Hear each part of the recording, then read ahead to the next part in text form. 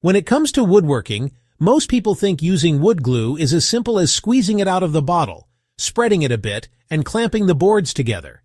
The truth is, there are a lot of little details that make the difference between a weak joint that fails in a year and a rock-solid bond that can last a lifetime. Today, I'm going to walk you through everything you need to know about wood gluing, with the secrets that experienced woodworkers rely on, but beginners often overlook. The first thing to understand is that not all wood glues are the same. The most common type you'll find is PVA glue, often called carpenter's glue or yellow glue. It works great for most furniture projects, cabinetry, and general woodworking. Then there's polyurethane glue, which is waterproof and expands as it cures, making it useful for outdoor projects or where moisture is a concern. Epoxy is another powerful option, especially when you need to fill gaps or bond irregular surfaces.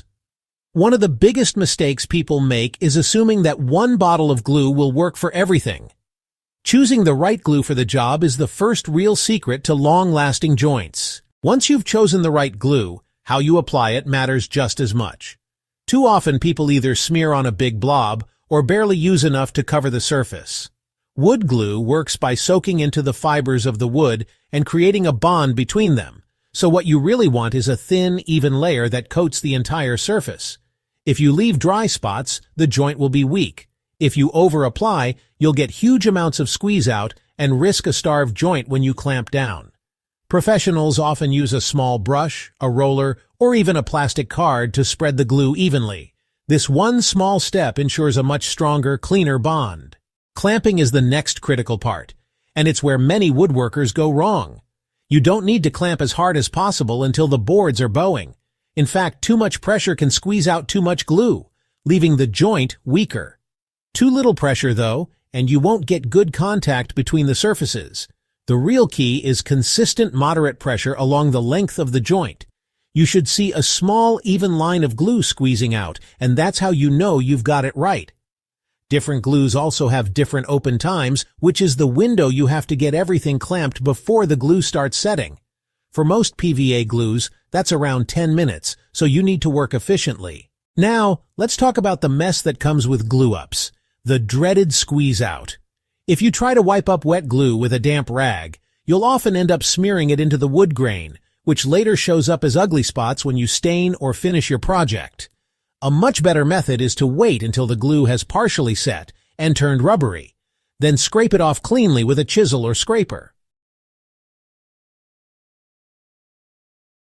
Another trick is to apply painter's tape right along the glue line before you clamp.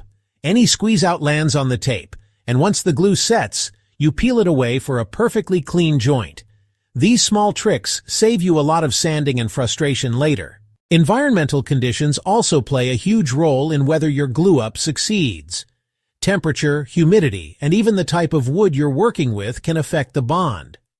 Most PVA glues don't cure properly below about 50 degrees Fahrenheit, so if you're working in a cold shop during winter, your glue joint may never reach full strength. High humidity can also slow down curing and change how the glue interacts with the wood fibers.